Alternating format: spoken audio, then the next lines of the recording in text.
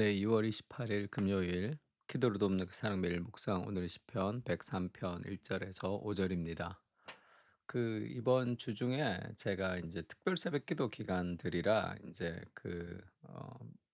세 번 정도를 특별 새벽 기도를 가서 설교하고 왔는데, 그랬더니 이제 새벽에 깨서 이제 설교하고 또 와서 이제 조금 자고 일어나고 이러면 지금 목소리가 영 돌아오질 않네.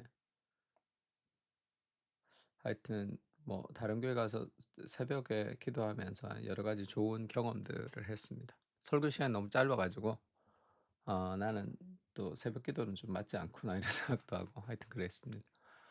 오늘 시편 103 편에 보면 5 절에 보면 "좋은 것으로 내 소원을 만족해 하사 내 청춘을 독수리같이 새롭게 하시는도다."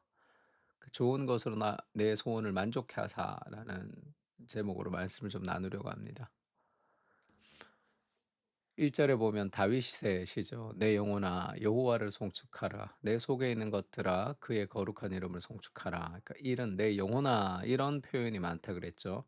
하나님이 나한테 말씀하시는 것도 아니고 내가 하나님 앞에 기도하는 것도 아니고 내가 내 자신에게, 내가 내 영혼에게 말하는 겁니다. 그러니까 내가 내 영혼에게 말한다는 것은 내 생각을 하나님의 관점으로 바꾸어 가는 과정이에요.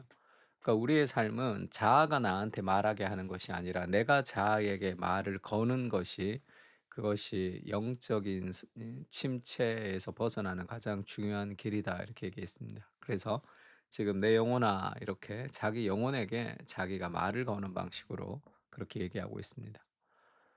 "내 영혼아 여호와를 송축하며 그의 모든 은택을 잊지 말지어다. 왜냐하면 그가 너의 모든 죄악을 사하시는 분이시고 너의 모든 병을 고치시는 분이시기 때문이다." 그렇게 하나님을 찬양하고 송축해야 될 이유를 두 가지로 얘기하는데, 죄악을 사하는 것은 우리를 구원하는 것이고 병을 고치는 것은 우리의 이게 예수님을 영접하면서 병이 다 고쳐지고 이런 것은 아니겠죠. 어렵고 힘든 과정에서 우리가 성화되어 가는 과정. 그래서 하나님을 죄를 고치시고 병을 고치시는 하나님이다. 그렇게 얘기합니다. 그러니까 기독교에서 말하는 그 말씀 묵상이라는 것은 결국 내 영혼의 변화를 가져오는 거죠. 하나님이 우리의 영혼 깊은 곳에 어떤 일을 하셨는지에 대해서 우리가 기억하고 묵상하면서 우리 영혼의 변화를 가집니다. 그래서 우리가 하나님과 교제한다고 할 때는 단순히 심리적인 것, 또 상담하는 것 이 정도가 아니에요. 심령의 만족이 아니라 영혼의 대화입니다. 그러니까 하나님의 말씀이 내 영혼 깊이 들어와서 내 영혼을 어루만지는 거죠. 이거는 다른 어떤 만족과 기쁨과는 다른 느낌이에요. 다른 감각입니다. 그래서 예레미야서에 보면 "내가 여호와를 다시는 선포하지 않겠다." 그렇게 얘기하니까 "나의 마음이 불붙는 것 같아서 골수에 사무치니 답답하여 견딜 수 없나이다."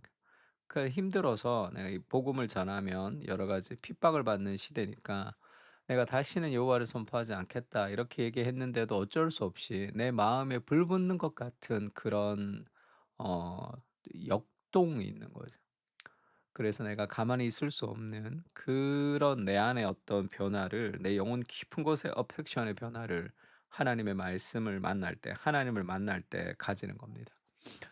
그리고 호세아서에는 "사자처럼 소리를 내시는 여호와를 따를 것이다." 이렇게 해서 그 얘기하면 한 적 있죠. 사자의 새끼가 개인 줄 알고 개처럼 살아가면 거기에 잘 어울리지 않아요. 그러니까 늘 뭐 뒤처집니다. 그러니까 우리가 세상을 쫓아가려고 할 때 늘 뒤처지죠. 근데 그 야성에서 들려오는 엄마 사자의 소리를 들을 때 우리 안에 어떤 야성이 끌어오르는 거예요. 내 영혼 깊은 곳에 심어져 있는 하나님의 형상, 그 세상을 향해서 세상을 정복하고 다스리고 싶은 섬김을 통한 다스림이죠. 그리스도처럼 살고 싶은 그런 삶의 욕망이 끌어오릅니다. 그 야성이죠.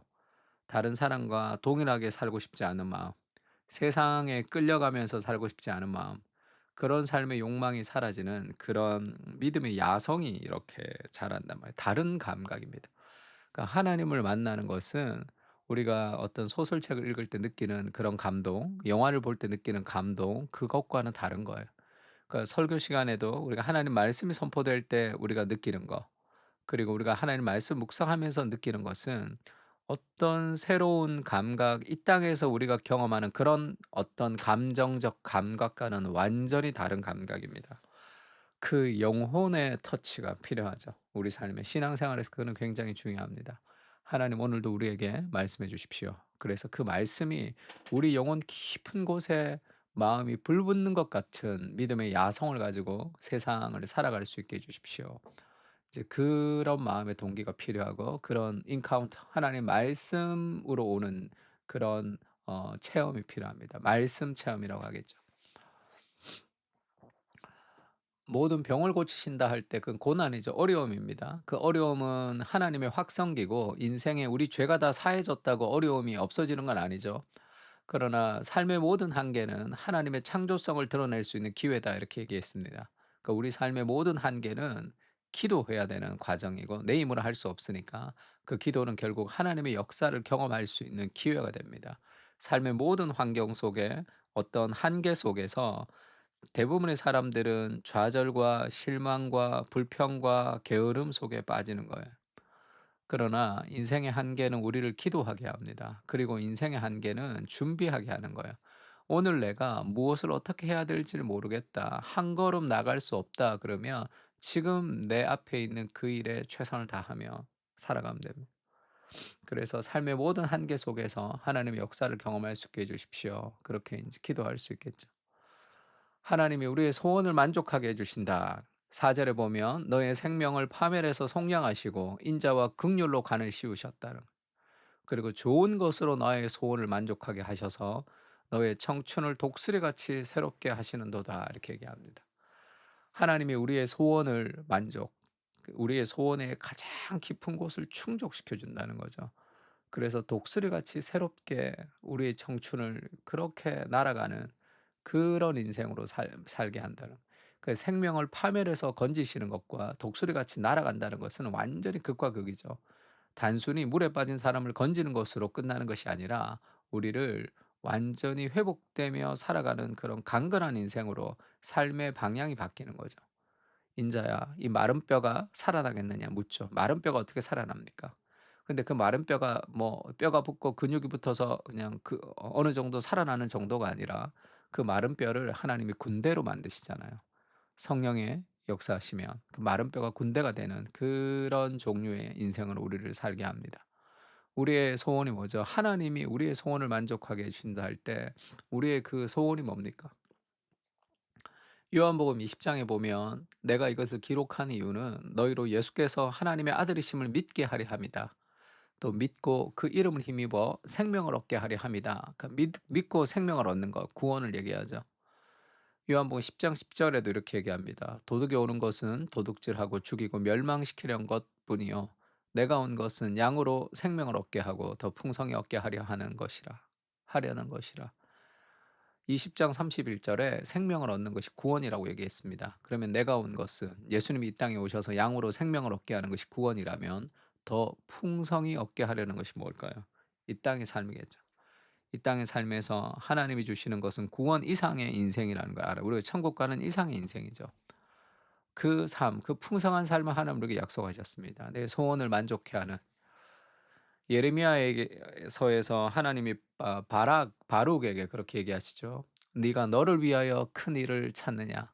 네가 너를 위하여 대사를 경영하느냐?" 이전에 성경에는 그렇게 번역이 됐었는데, 큰 일을 찾느냐? 너를 위해서 찾는 큰 일이 너의 인생의 비전과 너를 만족시키는 게 아니다. 그것을 찾지 말라. 이렇게 얘기하죠. 내가 모든 육체의 재난을 내리는 이 시기에 네가 가는 모든 곳에서 내가 너에게 너의 생명을 노량물 주들 하리라. 여호와의 말씀이니라. 그러니까 나를 위해서 큰 일이 아니라 하나님이 하나님을 위한 큰 일을 부르시는 거죠. 내가 생명을 얻는 존재가 되고 네가 가는 곳에서마다 사람들의 생명을 얻게 될 것이다. 내가 너로 사람이 낚는 어부가 되게 할 것이다. 이렇게 얘기하는 거죠. 인생에서 가장 큰 만족은 영원한 것들을 누리는 하나님의 역사에 동참하는 것입니다. 그것의 가장 가시적인 것은 사람의 생명을 건지는 거예요. 복음을 전하고 그들을 양육하고 하나님 말씀으로 사람의 영혼을 변화시켜 가는 그 일들입니다.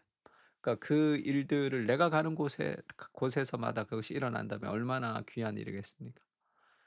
그리스도 중심적 적용도 마찬가지죠. 에베소서에는 우리는 그가 만드신 바라 그리스도 예수 안에서 선한 일을 위하여 지으심을 받은 자니 이 일은 하나님이 전에 예비하사 우리로 그 가운데 행하게 하려 하심이니라.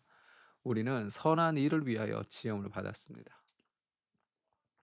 골로새서에는 주께 합당하게 행하며 범사에 기쁘시게 하고 모든 선한 일에 열매를 맺게 하시며 하나님을 아는 것에 자라게 하시고 하나님을 아는 것에 자라고 선한 열매를 맺도록 하나님이 우리를 인도하셔서 그것이 인생에서 가장 소원을 만족해 하는 가장 큰 하나님의 일이라는 것을 좀 알아야 됩니다.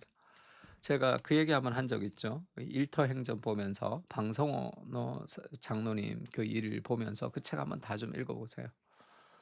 아, 저렇게 좀 '사람들을 좀 세우고 싶다.' 이런 생각이 들었습니다. 열심히 일하고 직장에서도 기도를 통해서 일어나는 수많은 간증이 있죠. 그런데 더 대단한 것은 가는 곳마다 성경 공부하고 사람을 변화시키고 하는 그 일들을 직장 안에서 다 한단 말이에요. 그 선교단체 다니면서 인제 젊었을 때부터 그것을 배웠거든요.